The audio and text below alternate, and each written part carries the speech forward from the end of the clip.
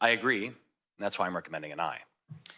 I'll just briefly note that as we've talked about in advance of the hearing today, I do think that there's room to improve the bill. I think there is room for conversation to be had. I appreciate that I'm hearing from all sides. I think that you two coming together to work through some of these issues is what I'd like to see moving forward. I'll be very candid, Assemblymember Bryan, as you approach appropriations and go through the floor. I know the bill may need to evolve and change to take final form to get the support. But I also think it's very important that we move the conversation forward today, and that is why I'm recommending an aye. And the last comment I'll make is this. Sir, I appreciate your comments, and I wish I shared your optimism about, broadly, like the spirit of collaboration and cooperation that we ought to have with our federal partners. I wish that was the case. But we have a wannabe king who treats California like a foreign occupied state.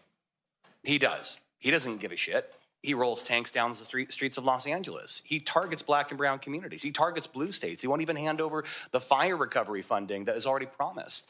I'm not trying to preach to you, sir. It's just, at the end of the day, I would argue there was a theme in the early back and forth between some of the questions and comments about cause and effect.